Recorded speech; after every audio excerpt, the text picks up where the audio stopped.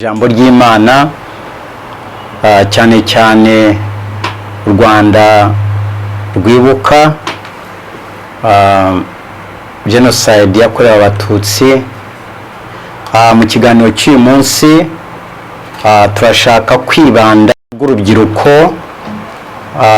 uruhare rw'urubyiruko mu kubaka igihugu. Imibare y'urubyiruko mu Rwanda ni myinshi cyane ugereranyije n'abakuru. Uruhare rw'urubyiruko mu gusana imitima, uruhare rw'urubyiruko mu kuzana impinduka mu gihugu, uruhare rw'urubyiruko mu kubaka igihugu ni ikintu cy'ingenzi. Tugiye kureba amateka y'isi, ibintu byahindutse, changes zabaye ku isi hose, ari mu buryo bwa politics cyangwa politike nziza atari mbi. Tugiye kureba n'uruhare rw'ikangura mu revival mu itorero. Tureba kenshi yuko urubyiruko rufite uruhare cyane. Uyu munsi rero turashaka kuganira n'urubyiruko. Ubundi nitwa Norman Desire, nkaba mpagarariye umuryango w'ivugabutumwa Christ for the Nations Ministries. Intego yacu ari kwamamaza ubutumwa bwiza, ariko no kugira uruhare no gukangurira itorero no gukangurira urubyiruko kugira uruhare mu kubaka igihugu. Imana yacu yaduhaye intego yo guhuza abantu, intego yo kuba umucyo, intego yo kuba ibikoresho byo kuzana impinduka. Bibiliya yatubwira ngo Imana yaduhinduye ba ambassadors cyangwa intumwa zifite intego zo kunga abantu n'Imana, ariko no kunga abantu na bagenzi bawe. Rero uyu munsi dufite abatumirwa, nkuko nabivuze, dufite urubyiruko uyu munsi mu Cyongereza twabyise the youth in transformative role, mu kubuildinga, mu kubaka igihugu. Mu Kinyarwanda ni nko kuvuga ngo uruhare rw'urubyiruko mu kubaka igihugu. Uyu munsi rero dufite abatumirwa, turashaka ngo batwibwire. Witwa nde? Murakoze. Nditwa Alice Nacyutimana, nkaba ndi umunyarwandakazi nakijijwe Imana, Kristo ni umwami n'umukiza wanjye. Nkaba neranira mu itorero rya Evangelical Restoration Church Paruwasi ya Kimisagara. Ikindi nuko ndacyari ingaragu. Ikindi nashoje amashuri icyiciro cya kaminuza muri Kaminuza y'u Rwanda muri 2019 mu ishami ry'ubukungu. Ubu ngubu nkaba ndi muri marketplace, ndi mu kazi gasanzwe. Murakoze. Hari undi musore mwiza hano mutarimo kubona, nawe twibwire. Nitwa Hakizimana Onesphore, ndi ingaragu, navutse mu 1991. Naturutse Gasabo, ariko mvuka Iburasirazuba mu karere ka Gatsibo. Nasoje kaminuza 2016, ariko nanone ubu nkaba ndi umunyeshuri muri Kaminuza y'u Rwanda icyiciro cya kabiri masters. Nkaba mfite ishyaka mu murimo w'isanamitima ndetse no guhagurutsa generasiyo izana impinduka mu mibereho ya buri munsi. Murakoze cyane. Urakoze Alice, urakoze Onesphore. Nk'uko twabivuze, umuntu ntashobora guhindura amateka, ariko amateka aratwigisha. ushobora guhindura ibyahise ariko ushobora guhindura ejo hazaza. Twebwe uyu munsi tureba yuko nk'uko amateka bigaragaza urubyiruko rwagize uruhare. Wowe nkawe Alice, ni ijambo rikomeye cyane kukubaza, ese ubuzima bwawe nka Alice n'icyo wasangiza abatwumva, abakurikirana ikiganiro?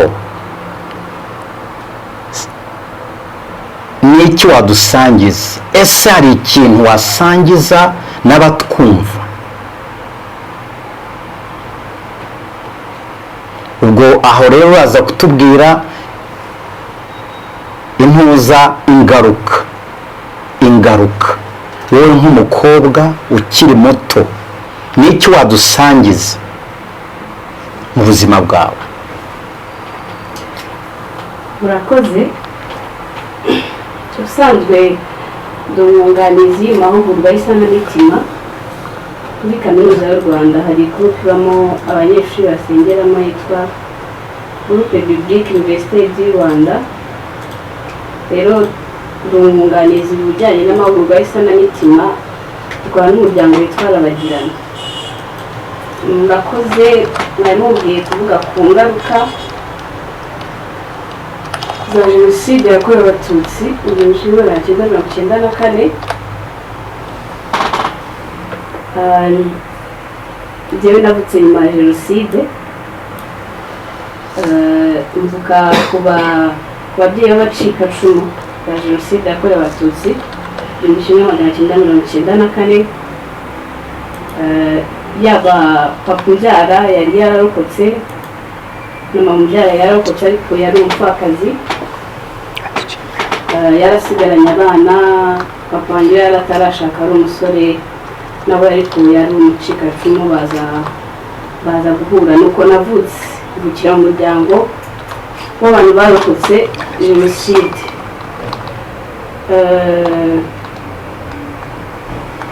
nyuma ya jenoside ubuzima ntabwo bwari bworoshye.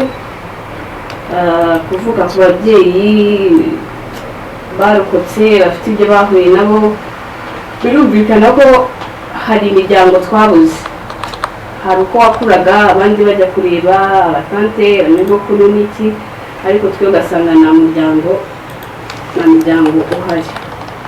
ikindi, hari imitekerereze umuntu agira bitewe n'uko hari itsinda rimwe cyangwa se ibyo bisa ubwoko bushobora kuba bwaragize uruhare muri jenoside yakorewe abatutsi mu 1994, bakagira uruhare mu bwicanyi bwakorewe abatutsi.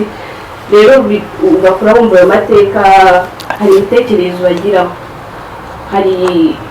hari ingaruka navuga ko yitwa gushyira abantu bose mu gatebo kamwe, yo kumva ko hari itsinda runaka ryakoze ibintu runaka, noneho ukaba abantu bose wabafatira muri iyo shusho. mbese nanjye byagizeho ingaruka ko navukiye mu muryango w'abantu barokotse jenoside, ariko ugasanga hari abo twabuze imiryango, kandi hari ababigizemo uruhare, hari itsinda ryabigizemo uruhare. rero ugasanga ukuze ufite imitekerereze yo kubashyira mu gatebo kamwe, yaba abavuga ku miryango yabo bose n'abantu bose bameze gutyo, bigakora wumva hari imitekerezo itari myiza mu by'ukuri ubafitiye, kuko bumva barabahemukiye. ikindi, ubuzima ntabwo bwari bworoshye.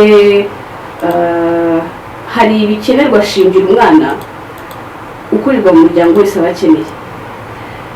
harimo umutekano. iyo tuvuze umutekano ntabwo tuba tuvuze ko nyine hatari intambara cyangwa iki, bisobanura umubano w'ababyeyi wabo. harimo rero yuko papa wanjye tutabanye neza, hanyuma aza no kugenda. ibyo rero ni ingaruka byagizeho umwana, kuko nyine nta mutekano nabonaga. avuga ngo umubano wanjye na papa wanjye ndetse n'umubano wa papa na famiye ntabwo wari umeze neza. iyo nayo navuga ko ari ingaruka. ikindi, mu bintu umwana aba akeneye, wavuga bikenerwa shingiro, harimo ibyo aba akeneye bya buri munsi, basic needs. imyambaro, kurya, iki byose ntabwo byameze neza ijana ku ijana, nubwo twavuga ko Imana itabuze kuhaba. Iyo hajemo ubukene rero nabyo biba nyine ari ikintu gikora ku mwana, ku mutekano w'umwana. Ikindi no kubura abantu mu muryango nabyo ni ikintu nyine cyakoze ku mutekano wanjye. Mu bindi bikenerwa shingiro harimo agaciro ndetse n'intego, ariko icyo ntabwo nyivugaho cyane, ahubwo ndavuga ku kindi kintu cyitwa urukundo. Mu busanzwe urukundo barugaragaza mu magambo, mu kwereka umuntu ko umwitayeho ndetse no kumarana nawe umwanya. Ese urukundo rugaragara muri ibyo bintu. Rero urumva twasigaye turi famiye, ko twari abana 6, urumva na jenoside twari abana 6, mama mbere jenoside afite abana 4, bose bararogokana, tuvuga turi 2. Rero mu by'ukuri ntabwo narenga umubyeyi wanjye ko atankunda, ariko mu by'ukuri urumva ko papa umbyara ntabwo twabanaga icyo gihe agiye yiri mutoya, mama yasigaragara ashaka ubuzima, kandi nawe yari afite ubuzima yanyuzemo. Rero ugasanga biragoranye kubona urukundo rwuzuye umwana akenera, yaba mu magambo se, yaba kumwitaho bishoboka, mbese tuvuga affection cyangwa se care, yaba ndetse no kumarana umwanya nawe, kuko akenshi abaga ari mu kazi yadushakira ibyo kurya nyine, kubera ko bwari ubuzima butoroshye agomba kuturwanaho kugira ngo tubone muri make yanyeka ko izo ngaruka bagiye zibagira ngo turakomeza. Urakoze Alice, ni ijambo rikomeye cyane. Uratubwiye kugira ababyeyi banyuze biciwe, ukaba muri iyo fame, abantu bose ukabashyira mu gatebo kamwe, ntubone necessities cyangwa ibikenewe uko bikwiriye, umuntu agatangira akifuza. Urakoze. Onesphore, nawe tubwire. Nk'uko nabivuze, nitwa Onesphore Hakizimana, navutse mbere ya jenoside yakorewe abatutsi ho gatoya muri 1991. urumva ntabwo nayibonye, nari nkiri mutoya, nari mfite nk'imyaka 2, ariko jenoside yakorewe abatutsi yasize ingaruka zikomeye ku muryango nyarwanda ndetse n'umuntu ku giti cye. Ku ruhande rwanjye ikintu gikomeye cyambayeho nuko namenye ubwenge mu gihe cyo kuba ingimbi, nsanga amateka mbarira mu amateka yise abahutu. Icyo kintu rero cyambereye nk'umutwaro ukomeye mbetse ntashoboye kwikorera, kubera nkimara kumva byabaye by'abahutu bakoze muri jenoside yakorewe abatutsi, kuri njye byambereye nk'igihugu gitwikira ejo hazaza, gitwikira ubuzima, gitwikira umuntu. Numva ni ikintu mpetse ntabona uko nsobanura, ariko nanone numva nta kitatuma nakirwa bitewe n'aho inzozi z'umwana, inzozi z'umuntu ufite ejo hazaza ziba zerekeza.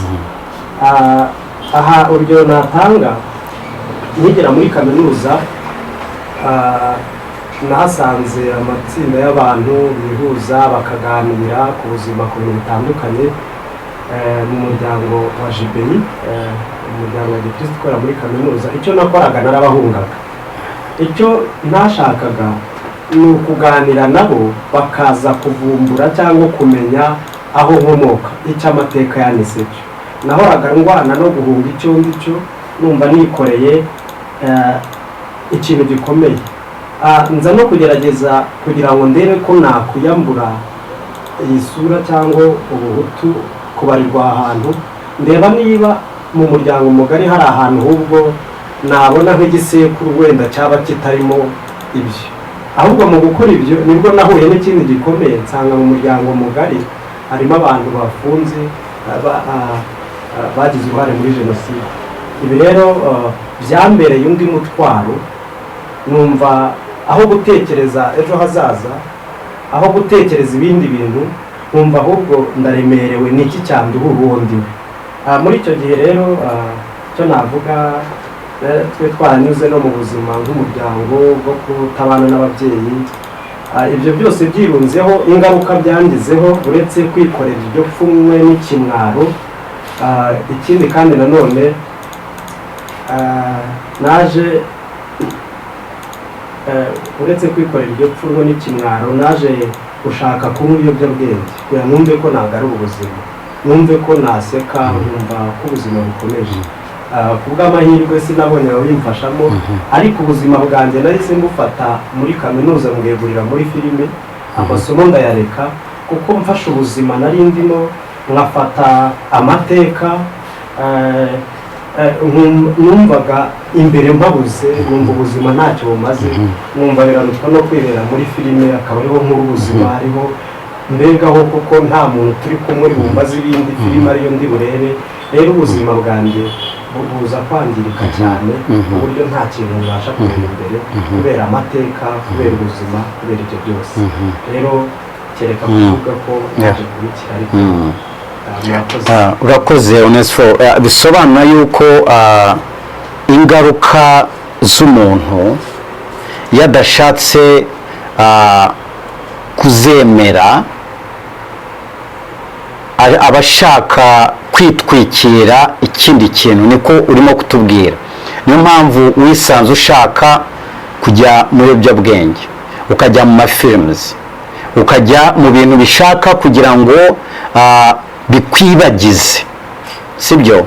Ngira ngo nk'urubyiruko nk'uko tuza kubibona. Urakoze Alice, watubwiye ingaruka.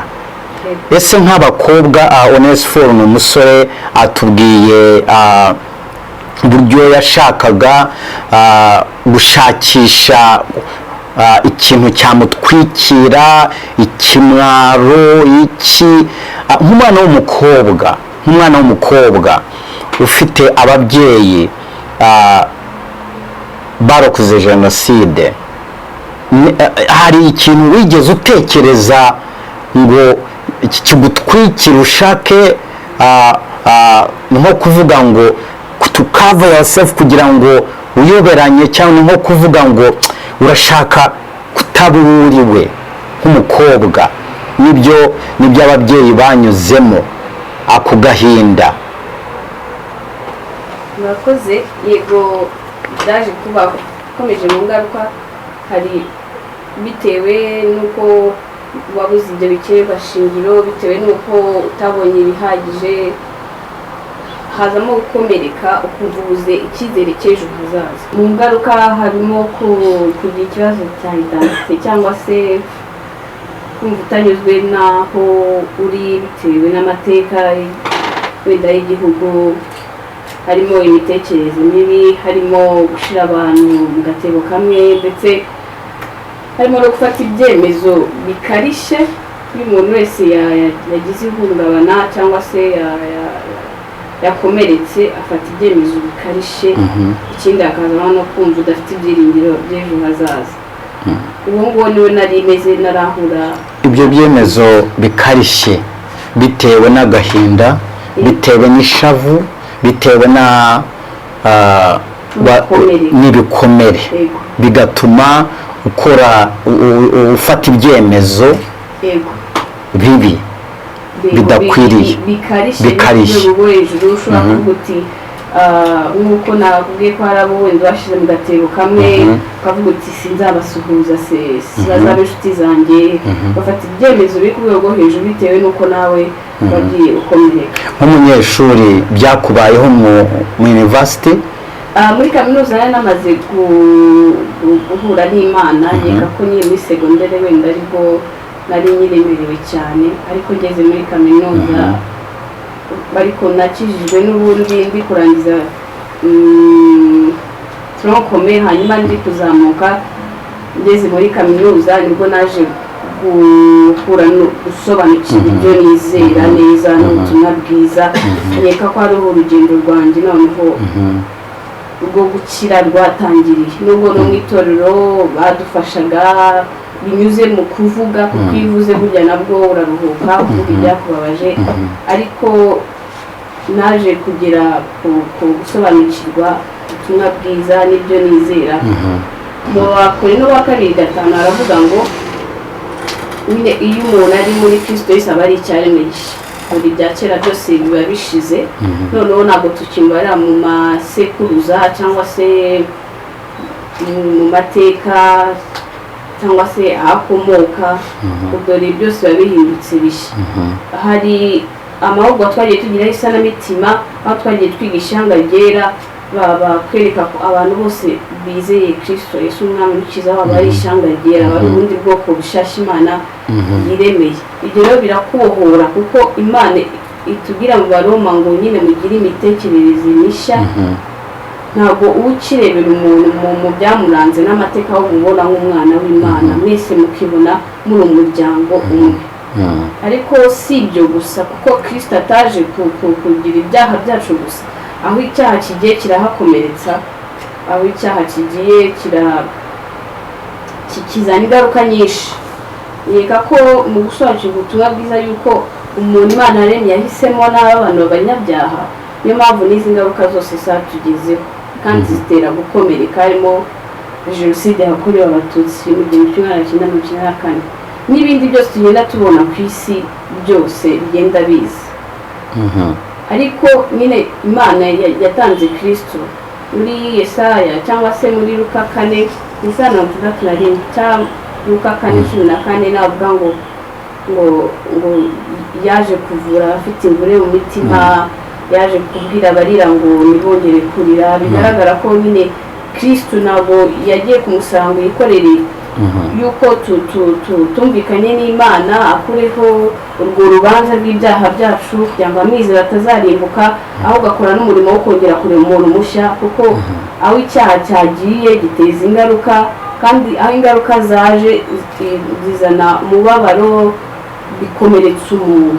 Rero nahuye n'amahugurwa y'isanamitima, habamo ibikorwa byinshi, yaramfashije kumva ko abantu bose turi ishyanga ryera. Urumva ko bya bindi byo gushyira abantu bose mu gatebo kamwe, mu by'ukuri Imana yagiye muri tubohoraho, usibye ko n'ubundi siko bose baba barabikoze, ahubwo nuko umuntu iyo yakomeretse, hari itsinda rimwe ryakoze ikintu kibi ahita birikora mu muntu, niko biteye nyine umuntu wese wakomeretse.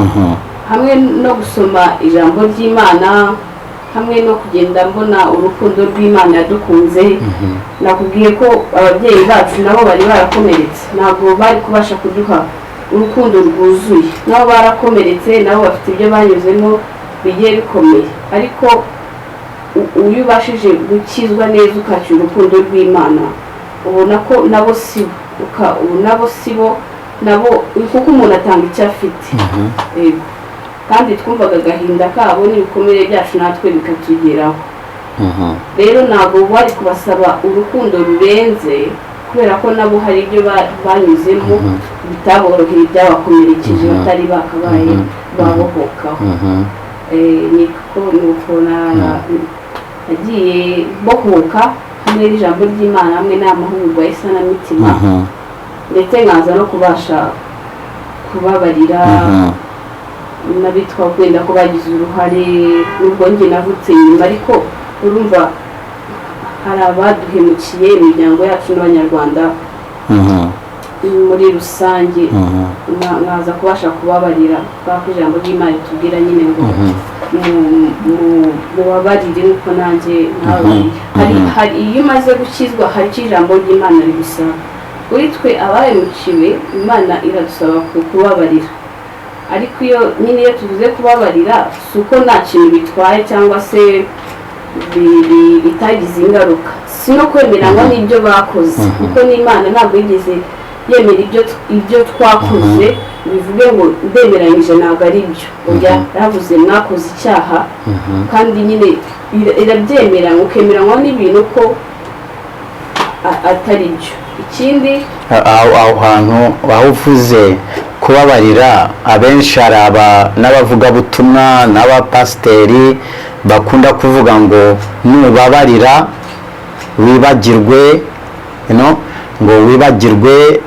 Hari ijambo uvuze ngo hari urukundo na justice, wabisobanura neza akantu uvuza ko nari nyine gusobanura icyo kitari cyo kubabarira kuko abantu benshi babwiye ngo babarire batekereza ko ari ukwibagirwa amateka kandi mu by'ukuri ntabwo umuntu ashobora kwibagirwa ibyamubayeho rero kubabarira si ukwibagirwa kubabarira si ukuvuga ngo ntacyo bitwaye ibintu ubigire ibyera uvuge ngo ntabwo byari bibi oya ni bibi kandi bigomba guhanirwa ariho tuza ko kubabarira si ukwirengagiza ubutabera kuko n'ijambo ry'Imana twaracumuye ariko kuko twizera Imana ikatubabarira ariko si uko Imana yaradukunze iratubabarira ariko si uko yaretse guhana icyaha ahubwo yagihaniye muri Kristo uvuga ngo umwizeye noneho ibyaha bye bihanirwa muri Kristo ariko mu by'ukuri Kristo niwe wishyizeho igihano cyacu ariko urumva ko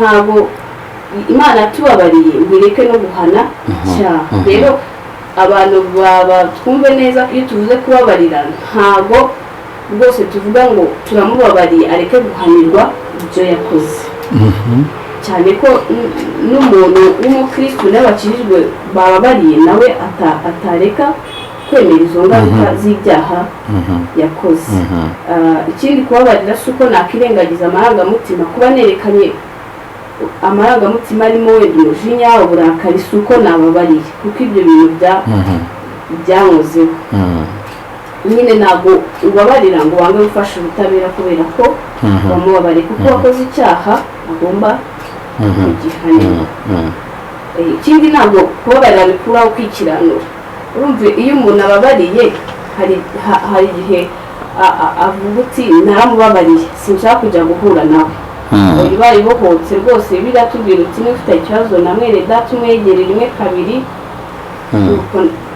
nawe nakubabarira aho ngaho niho hazira ikintu cy'ubwiyo nako ukumubwira ko wamubabariye nawe wakemera ibyo yakoze akagusaba imbabazi naho haza ikintu cy'ubwiyo rero iyo wababariye nanone nk'abakristo ntabwo wakicaraho gusa ariko nanone byaterwa na sekiriti ihari kuko ntabwo nanone bajya kwishora ahantu kuko bashobora kuguhemukira byaterwa hazamo no kumenya ubwenge ubwo wenda navuga ku kubabarira noneho icyo ari cyo kugira ngo usozerezeho kubabarira ni impano uba umuntu adakwiriye mu by'ukuri ntabwo bitewe n'ibyo yakoze ntabwo yari akwiriye kumubabarira kubabarira icya mbere cyo ni Imana ikindi ni uguhitamo kugira neza aho kugira ngo umugirire nabi kuko biratubwira ngo ntukiture umuntu inabi yakugiriye nk'umuntu w'umukristo ntabwo ukwiriye kwitura umuntu inabi yakugiriye cyangwa ngo wihorere uhitamo ineza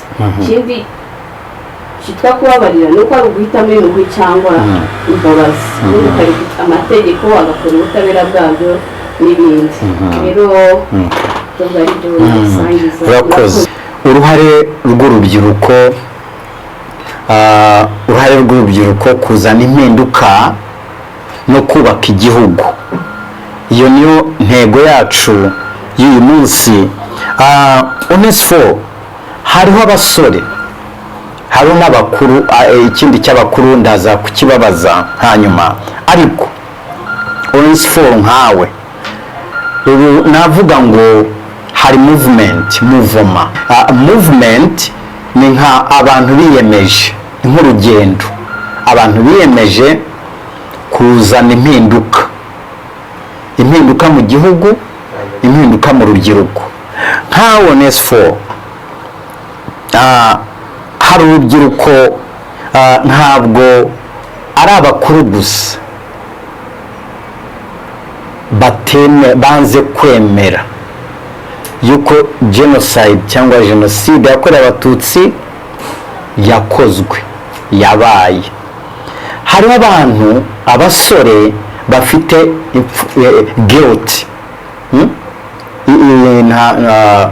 navuga ngo ipfunwe cyangwa ikimwaro ni abantu batatu batandukanye urwango b'abasore bafite urwango ku bantu bamwe hariho bariya bafite na guilt kavuga ngo njyewe mfite ndumva ikimwaro n'urubanza rw'ababyeyi banjye rukintegeka cyangwa icyo kintu nk'icyo wavuze kigutwikiriye. Hari na bamwe wabivuzeho batinya no kuvuga aho bakomoka, ndavuga mu muryango. N'iki wababwira nkawe Onesphore wiyemeje kuba igikoresho cyo kuzana impinduka no kubaka igihugu? Ni irihe jambo wabwira abasore n'inkumi basa nkaho bari nkawe kera? Urakoze cyane. Ikintu navuga cya mbere mberaho, nk'uko nababwiye, ndi umukristo kandi ndi n'umuvugabutumwa, ni uko Imana ishaka imitima y'abanyarwanda cyane cyane urubyiruko kugira ngo iyikoreshe yubaka amahoro arambye. Imana yacu ni Imana y'amahoro, urukundo, impuhwe, ibyo byose. Imana rero ntishobora kubaka ibyo bintu ku isi itabikoresheje imitima y'abantu. Impamvu mvuze ko Imana ishaka imitima y'abanyarwanda ni uko tunabona ingero z'ibyo Imana ikora kandi tukamenya ko ariho bivuye ku basoma ijambo ry'Imana.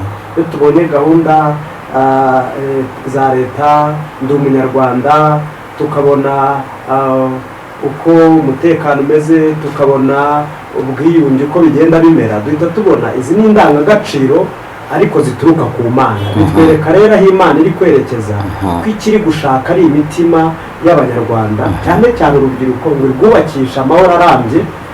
Rero ibyo ntibishobora kuba umuntu atazanye umutima we, atemereye Imana.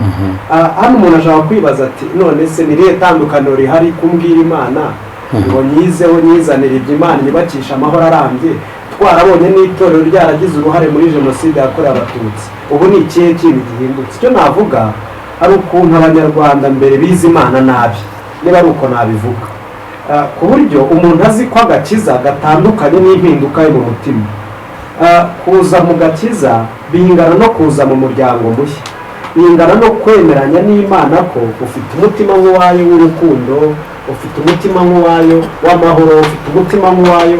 Aho ijambo riguturutse mu kanwa ku bavuga ibidakwiriye muri iki gihe turimo, aho ibyo iri gutekereza byose bihamanya n'umutima, bisa n'iby'Imana ifite ko ari iryo kubaka abantu.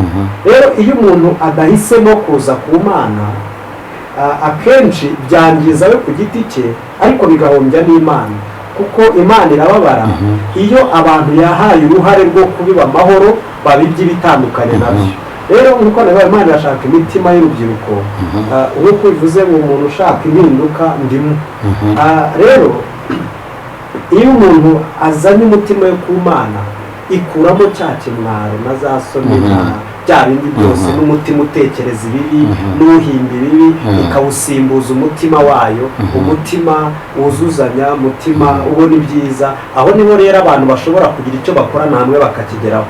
Niba dufite icyerekezo cya 2050, muri 2050 ukurikije aho ndi ubu ngubu, cyangwa urubyiruko tungana cyangwa bari hasi yandeho, tuzaba turi abagabo bakuze. Bivuga ngo muri 2050 icyizere cy'igihugu cyubatse ku rubyiruko. Bavuga rero urubyiruko rutaza n'Imana imitima ngo ikire, ariko ikire bitandukanye nuko twigishijwe idini imbere, ko kuza mu idini bijyanye n'inyungu z'umuntu ku giti cye. Kuza mu idini cyangwa mu itorero ntaho bihuriye n'inyungu z'umuntu ku giti cye, ku kijyanye n'iterambere n'ibindi bigiye bitandukanye. Ahubwo kuza mu itorero ni ukuza kwakira umutima nk'uw'Imana ifite no kubona ibintu nk'uko ibibona. Ibyo rero akenshi usanga abantu benshi hari igihe banga kuza ku Mana, kuko hari igihe tuba tukitekereza ko ariyo nyirabayazana y'ubuzima twanyuzemo, ibyo dufite, ibintu nk'ibyo byose. Ariko ikintu navuga ni uko Imana siyo nyirabayazana w'ubuzima tunyuramo, kuko ntiyemeranya n'ikibi, ni Imana itunganye, ni Imana ishaka icyiza, gusa iragaruka ikabana natwe muri iyo mibabaro. Rero ikintu nabwira urubyiruko ni uko iyo tuzaniye imitima Imana, tukakira ingurane, tukakira amahoro ava ku Mana, ibyo biduha kubohoka gushya. Muri kaminuza nk'uko nababwiye, ibibazo bitandukanye, kumva ngezaho namwe ibiyobyabwenge, kureka ishuri, ibyo byose byari imigozi nziritse yatuma nta kintu ngeraho ariko nk'uko nababwiye maze gukira nababwiye ko uyu munsi niga nakomeje kwiga niga masters umuntu ukiboshye ntabwo yatekereza gukomeza kubumva mbere numvaga ibyo nta n'impamvu yo gukomeza ikindi navuze ni uko urubyiruko rugomba kwemerera Imana ikarukoresha mu kuzana amahoro arambye mu gihugu cyacu aho twakira amateka twanyuzemo ntituyarebere gusa ahubwo tugafata intego ya mbere mu kuzanamo impinduka ngewe nk'uko nabibasangije maze kubona yari amateka nanyuzemo kandi yanjye maze no gukira ibikomere nafashe umwanzuro hari umwana twari twarakuranye gusaba imbabazi ariko mu cyimbo cyaho mbarirwa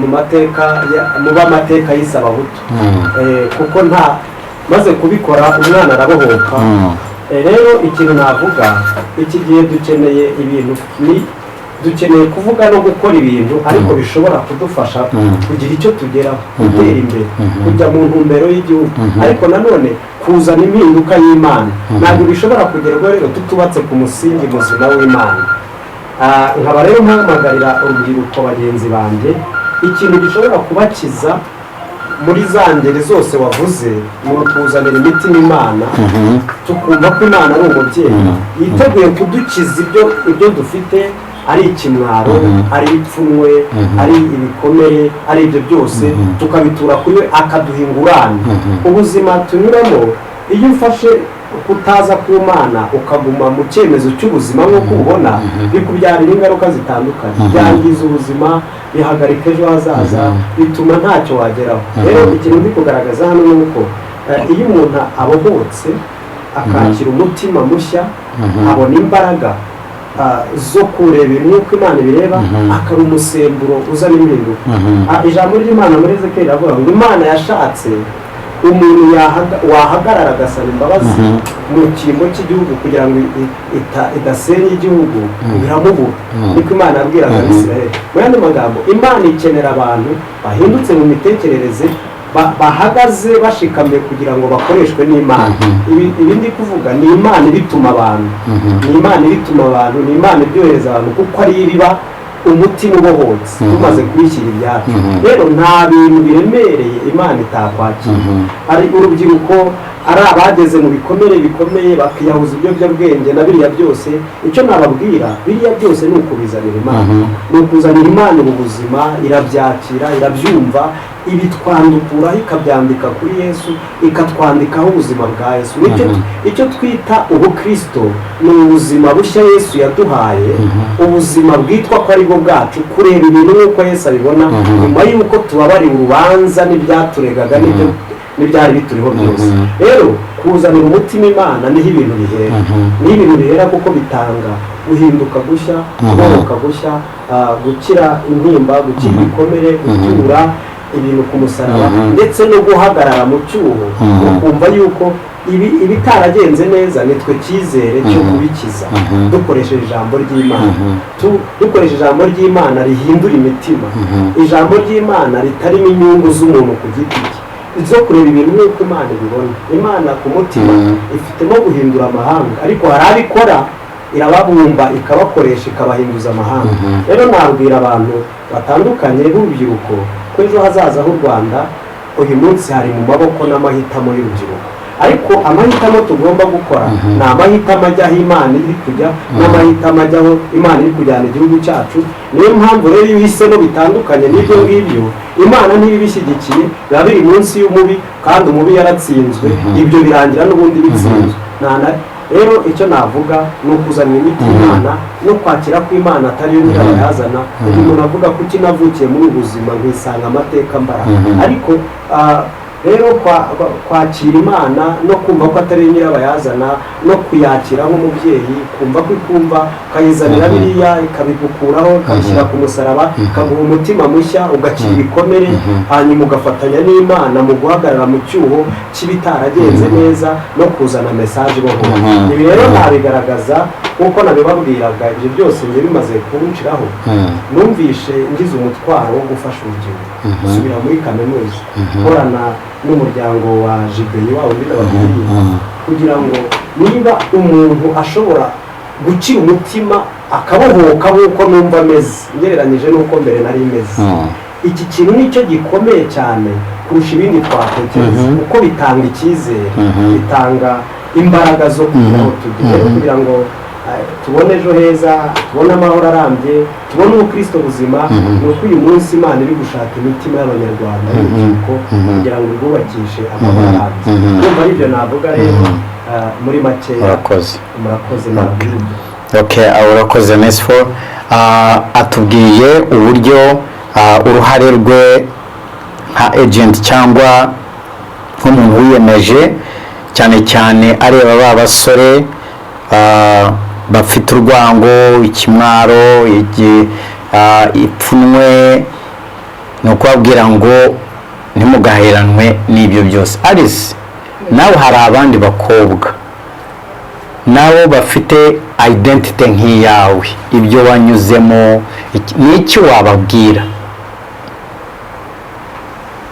murakoze.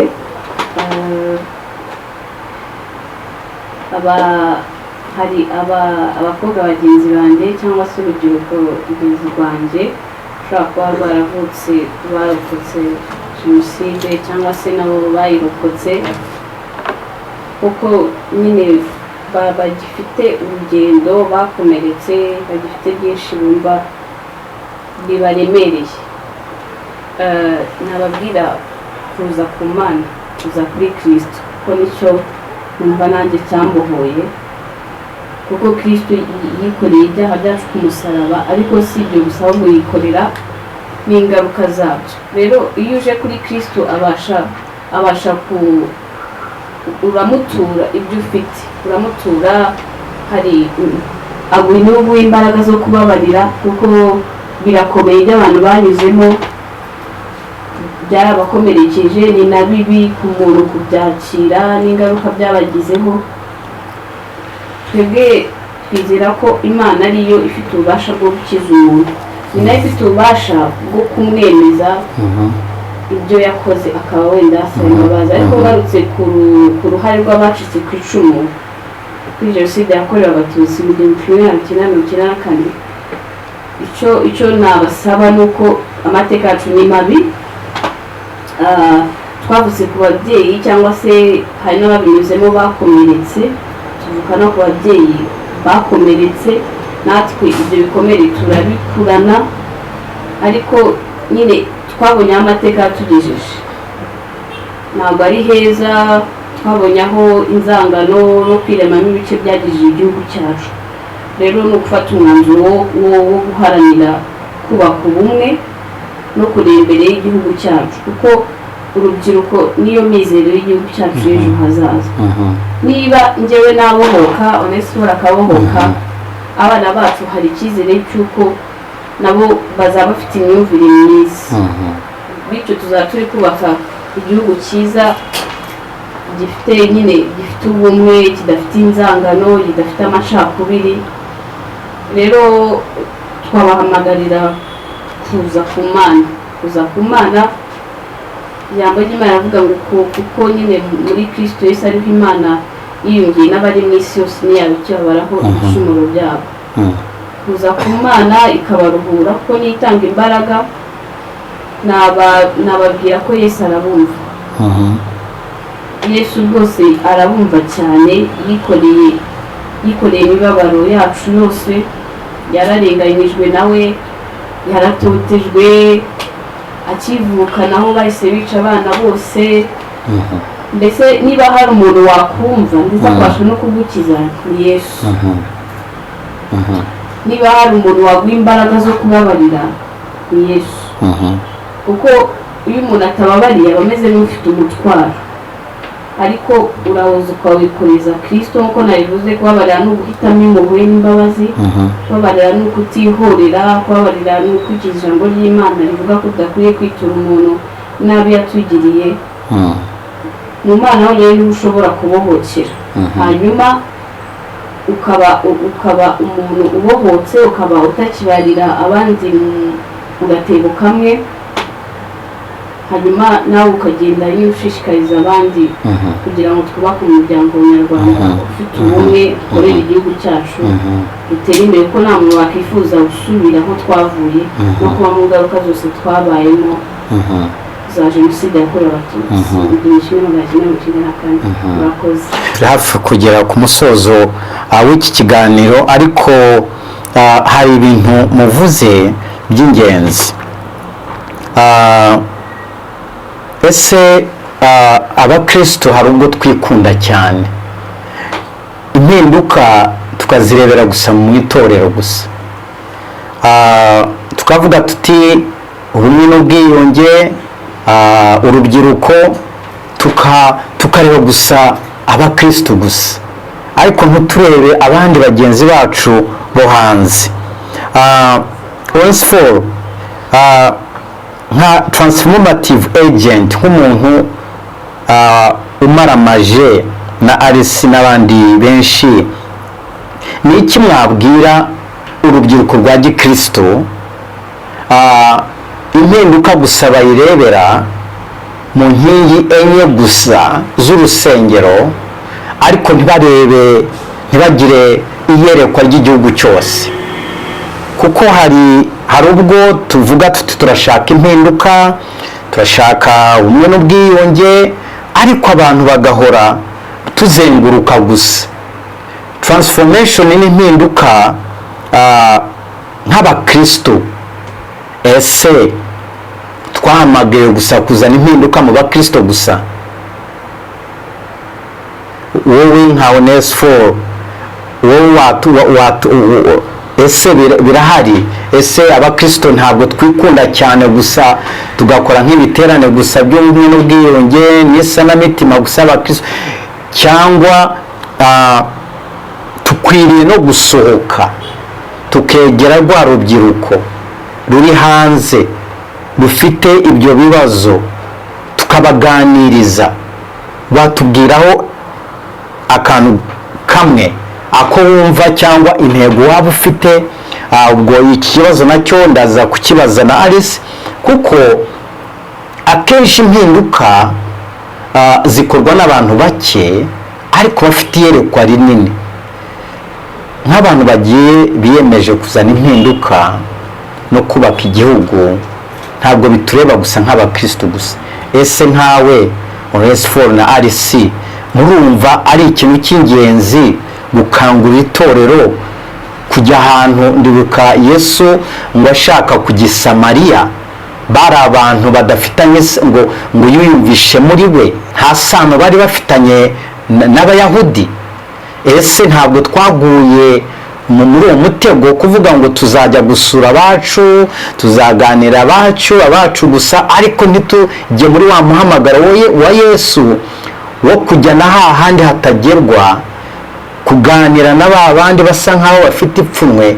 Ese ibi bintu murabibona muri sakozi cyangwa mu buzima bw'abakristo? urakoze cyane. Birahari. Iyo urebye uyu munsi w'ubukristo, umuntu agira ngo gusenga ni ku cyumweru, ariko kuva kwa mbere kugeza kwa gatandatu ni ubuzima bwe yigenga hadafite aho buhuriye n'Imana. hanyuma ibisigaye kujya ku rusengero, gutura, akaririmba, n'ibyo Imana yamuhamagariye. Numva ibyo si byo Imana yahamagariye abakristo, ahubwo ibyo ni byo abakristo bakora bakomezanya kuri uriya munsi wo ku cyumweru. Umurimo w'umukristo ni kuva ku wa mbere kugeza ku wa gatandatu. Ikintu rero nshaka kugaragaza hano ni iki: dushobora gufata urugero rwiza mu mateka y'Abisiraheli. Imana yatoranyije igihugu gifite gikeneye ibintu bingana n'iby'ikindi gihugu kiri ku isi gikeneye, ariko wabonaga Imana ikoresha abahanuzi, igaca mu bahanuzi igatuma ku mwami w'igihugu. Noneho ukumva Imana hari ukuntu yagennye ku itorero ribijwi ry'Imana mu gihugu kandi muri kote zose z'ubuzima. Tubona Yosefu Imana yamukoresheje kuzana impinduka y'Imana, ashinzwe ari byo akora muri ubukungu. Twagiye tubona rero mu gihugu imana yarahisemo itorero nk'abantu bashobora kunga imana n'igihugu ndetse no kuzana ibyifuzo n'ibitekerezo by'imana mu nguni n'imibereho y'abantu. Ahangaha rero turibaza ngo kuki uyu munsi atari ko bimeze. Natangiye mbabwira ngo ibi byatewe n'uko abantu bize imana nabi. Ese ubwo turebye itorero dufite uyu munsi ryarahindutse ugereranyije n'ibyo twari dufite mbere ya jenoside yakorewe abatutsi. Ibi rero nta bushakashatsi nakoze ngo ndebe ko byahindutse cyangwa bitahindutse, ariko icyo mpamya ni kimwe, ni uko hari abiyemeje impinduka tubona twumva natwe turimo, ariko nanone nkavuga ngo kugira ngo ibi bibe bitangirana n'impinduka y'umuntu ku giti cye. Ubundi abantu bumva imana gute? Ubundi imana yaduhaye izihe nshingano? Niyo mpamvu itorero rikeneye gusubiramo kwiga ijambo ry'imana, kurera abantu, ariko kubarera babigisha icyo imana ivuga ku mibereho y'abantu, inshingano yahaye itorero. Iyo dusomye muri Matayo ibice 25 aho Yesu aba ari kuvuga umugani wa Mina, agaragaza ko buri muntu wese yamuhaye inshingano zingana n'ubushobozi yifitemo. Uyu munsi rero abakristo, urubyiruko bafite ubushobozi bwinshi butandukanye. Barimo abayobozi, barimo abacuruzi, barimo abantu bagiye batandukanye, bafite ibitekerezo byinshi, ariko itorero harigera rivuga ngo ibyo ngibyo n'ibyo bijyanye n'ubuzima bwanyu, ibyanyu ni igice cy'umwuka cyo kuramya no kuririmba n'ibindi nk'ibyo. Ni nkaho kutuvuga ngo ubukristo nubwo ku cyumweru, impinduka igaragara mu nguni enye gusa atari zijya hanze. Nicyo ndi kuvuga rero, ubukristo bugomba kwigishwa hashingiye ku mahame y'ijambo ry'imana mu itorero, hanyuma urubyiruko n'abandi bakigishwa imana yadutumye iki inyuze mu byo dushoboye. Noneho ku wa mbere kugeza ku wa gatandatu tukajyaho tuba kugaragaza imana, kugaragaza imibanire myiza, kugaragaza icyo imana ishaka mu buzima. Imana niyo yaremye ubuzima, niyo yaremye imibereho abantu barimo. Imana niyo yashyizeho sosiyete abantu babayemo, niyo yazanye ko abantu bagomba kurya, niyo yazanye ko bagomba gukora ibintu bitandukanye. Ntabwo yabizana rero ngo ireke no kubiyobora, ariko ntiyabiyobora nta muntu inyuzemo ngo ibiyobore. Yahisemo itorero kugira ngo ice mu itorero iyobora aho hantu. Noneho iyo tuvuze ngo ubukristo nubwo mu nguni enye, tuba duciye imana mu buzima bw'abantu, kandi impamvu dukizwa ako kandi ntituhite dupfa ngo tujye mu ijuru, nuko tugifite inshingano zo gukora mu isi. Bivuga rero imana, Yesu yamaze imyaka 33 mu isi arapfa, ariko yari agifite umurimo. Rero yashyizeho abakristo ngo bagende mu cyimbo cye, none bakomeze bakore umurimo yari afite. Kandi iyo tureba Yesu yakoraga ku nguni zose z'ubuzima. Ibyo rero niba Yesu yaraduhaye ubuzima bwe dufite butuma dukora mu nguni zose z'ubuzima, dufata impinduka tukayigaragaza aho tuba, aho dutuye, aho dukorera. Icyo navuga, itorero ry'u Rwanda rigomba niba rishaka kugaragaza impinduka ndetse no kubona haba amahoro mu gihugu cyacu ndetse akagera no mu isi yose, itorero rigomba gushyira imbaraga mu kwigisha indangagaciro za gikristo, kwigisha ubuzima buhindutse, kugaruka ku musaraba, kugaruka kuri Yesu nk'umwami, na Yesu babarira ibyaha agatanga ubuzima bushya. None bakwigisha iki kintu kandi bakagishimangiraho cyane no gutegura urubyiruko n'ahazaza no kubumvisha icyo Imana ivuga ku bintu bitandukanye, hanyuma bagafatanya nabo nanone kumva ko iyo bagiye mu mirimo itandukanye, itorero niryo ryabohereje kujya kugaragaza ubumana bari kwiga no gusobanukirwa. Hanyuma baza ku cyumweru ahubwo hakabaho umwanya wo kuvuga ngo ese Imana yagukoresheje icyo ahuri. Ariko usanga iki gihe ntawe ukeneye kumenya abantu bakora ibiki, nawe kuko ubukristo ni mu rusengero, n'ibyo abategura by'ivugabutumwa n'ibyo kurundanya abantu, nabwo ukabona haje abasanzwe bakije. Ikintu gishobora guhindura ibintu rero ni uko uyu munsi ubukristo bwarebwa nk'uko Imana ibibona, ko turi mu isi kubera ko hari impamvu tuyirimo, ni ukuzana abantu ku Mana kandi tunyuze mu mibereho ya buri munsi, tukabazanisha ubuzima bwa Yesu yaduhaye buhindutse tubanye nabo, ndetse no kubereka icyo Imana ivuga ku mibanire n'ibyo idashaka. Rero hano itorero rigarutse ku kurera abakirijwe no kongera kubaka ku musingi w'ubutumwa bwiza n'umusaraba wa Yesu wabaye umwami n'umukiza wacu, no kuba ubuzima bwose akaba ari we ubuyobora. Ibyo dukora bikaba biri mu nyungu ze n'icyubahiro cye.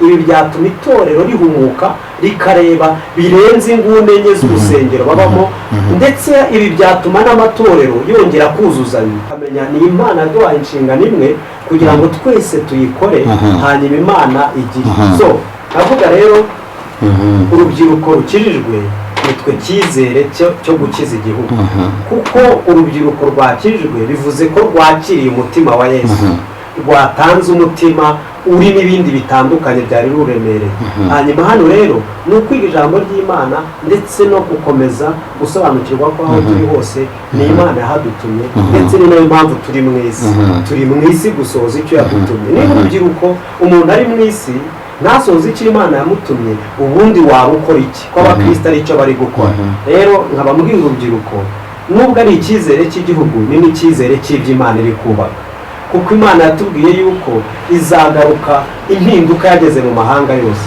hafi uyu munsi ntiyahagera kubera ko impinduka itari yagera mu mutima w'umuntu no mu buzima bw'itorero rero umuntu ku giti cye agomba guhinduka itorero rigahinduka Imana ikatubonamo icyizere kuko ikidufitiye hanyuma ikadukoresha ibitandukanye mu kuzana impinduka z'ubuzima bwacu Arisi tugiye gusoza ariko Arisi nawe tubwire murakoze birababaje kuba nyine twaba abakristo mu rusengero ariko twagira nyine hanze wa mungane inyuma y'inguni enye z'urusengero twaba tugifite imyumvire imwe n'abantu basanzwe kandi mu by'ukuri iyo abantu baturebye n'abantu basenga hari ni twebwe bavuga ko basi dutandukanye ariko wasohoka mu rusengero ukaba nyine usanzwe n'undi muntu imyumvire n'imwe uracyafite amacakubiri ariko navuga ko wenda hari n'ibikomoka wenda no ku mateka y'ubukristo ndetse n'imyigishirize wenda rimwe na rimwe itavuga ukuri neza bituma n'abantu badahinduka ariko nkeka ko nako ndizera neza ko abantu baramutse bamenye ko usanga Imana nta kindi kiguzi bisaba usibye kwizera gusa kuko Kristo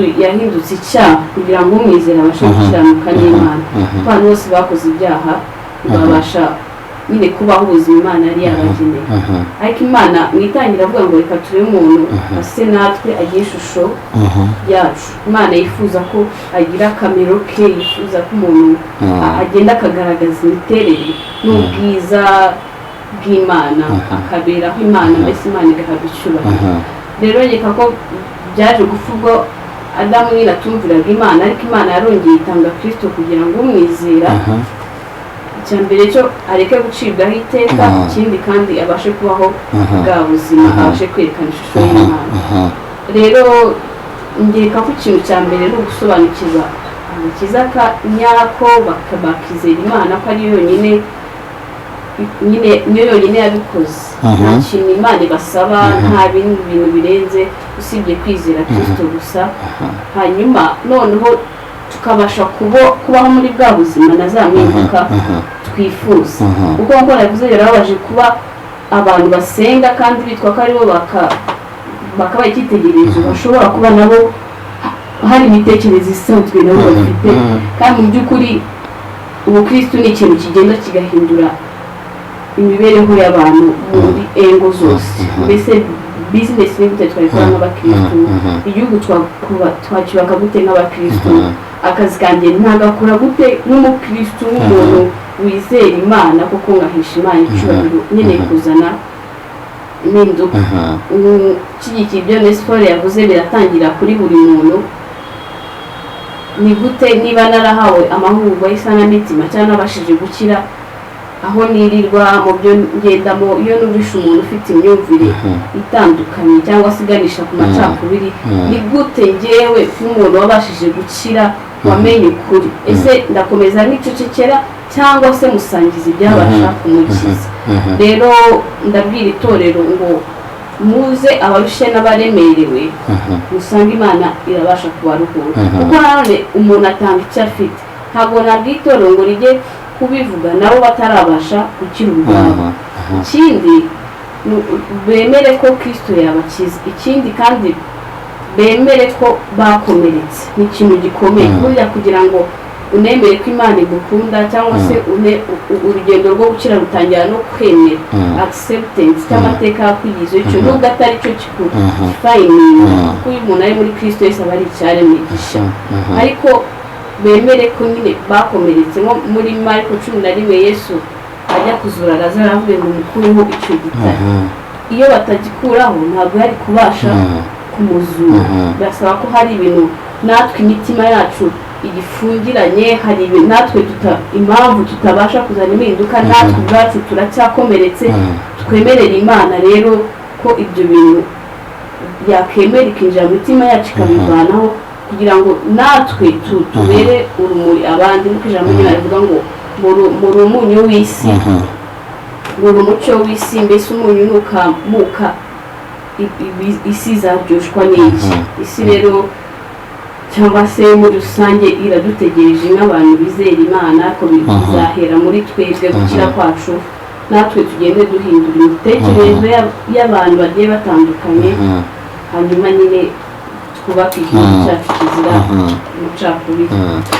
Tugiye kurangiza ikiganiro cyacu ariko Orange4 ugize amahirwe ugahagarara imbere y'abantu bagize uruhare mu jenoside yakorewe Abatutsi nzi yuko bikora ariko ugize amahirwe wabwira icyo abantu bakuru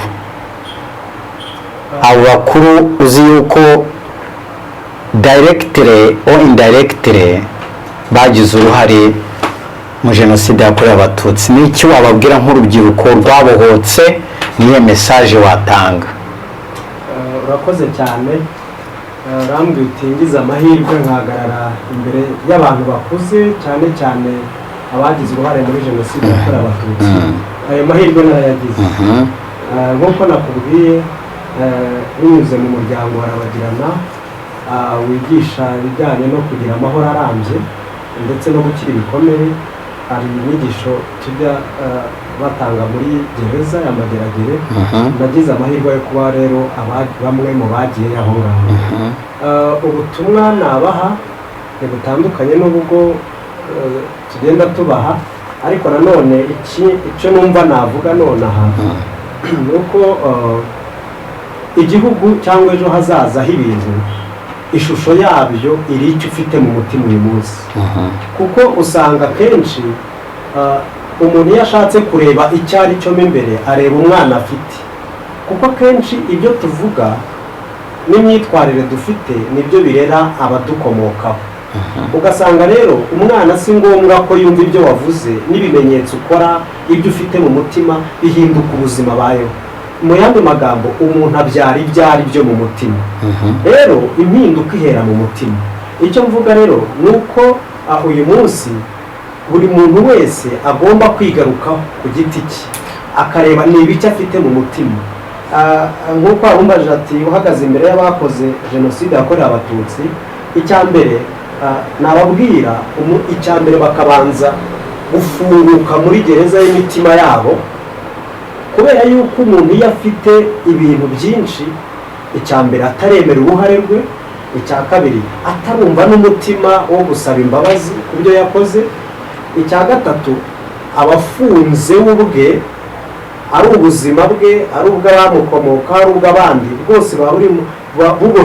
buba buboshywe n'iminyururu y'ibitekerezo bye nkahita mvuga rero icya mbere tubona ni uko abantu bagomba gutera intambwe bagasanga Imana ikabakiza imitima yamara kubakiza imitima igahindura imitekerereze n'ibyo babona n'ibikomere n'ibyo bafite mu mitima igashyiramo undi mutima noneho tugatangira kubyara ibyo tuvuga n'imyitwarire ariko ikomoka mu mutima twahawe n'Imana icyo gihe rero abana badukomokaho bazatangira kubaho bigana abo turi bo imbere ariwo mutima Imana yaduhaye bityo byitwe ko mu kinyejana turi kujyamo muri 2050 turi kuhatwara abantu bari kuzana impinduka navuga rero igihugu giteretse mu mitima y'abakuru uyu munsi by'abakuru bari buha urubyiruko uko batuma batekereza uko batuma bafata imyanzuro uko batuma bigenda gutyo nibyo turi kujyana mu kindi kinyejana kiri bukurikira abariho ubu ngubu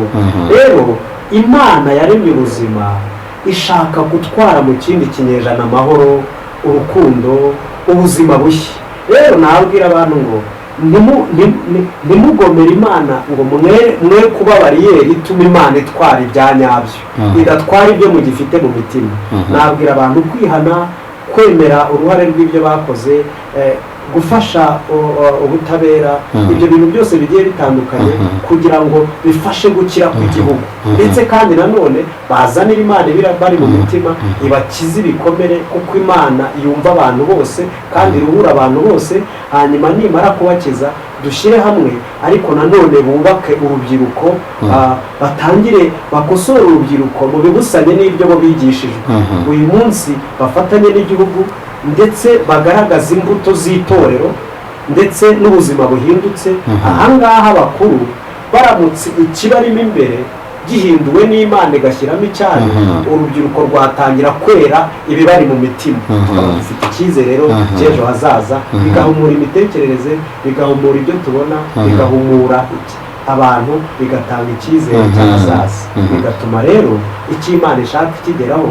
kandi numva bamanya n'umutima ko imana iri kukigeraho ndetse izanakigeraho, ababishaka babyemera batabyemera, kuko imana mbona yarahisemo u Rwanda kandi igomba gukoresha abanyarwanda, igomba gukoresha urubyiruko.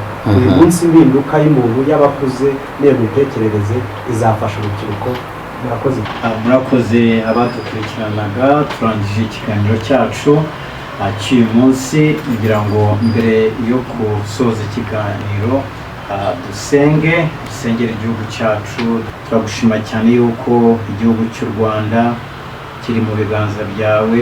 turagushima cyane ntitwahindura amateka, ariko waduhindurira ejo hazaza. turagushima cyane ubuyobozi bwiza waduhaye, turagushima cyane ubuyobozi bufite icyerekezo cyo guhuza abantu bose nk'abanyarwanda. turagushima cyane mekanizimu zose, inzego zose bashyizeho kugira ngo bareme umunyarwanda, babe umwe, bajye mu cyerekezo kimwe. turabigushimiye kandi mwami, turakomezamo gusenga n'ubuyobozi bwacu ngo ukomezemo ubaho umugisha wawe n'ubwenge bwawe. turasengera abanyarwanda hose aho bari, nk'uko ibiganiro byacu twabiganiriye mu mpande zose. turasanga umwami ikiganza cyawe gikora ibitangaza, gihindura imitima y'abanyarwanda. turasengera n'urubyiruko rwose kugira ngo umwami bagere iyerekwa rizabagirira akamaro. turabigushimiye mu izina rya Yesu Kristo umwami wacu, amen.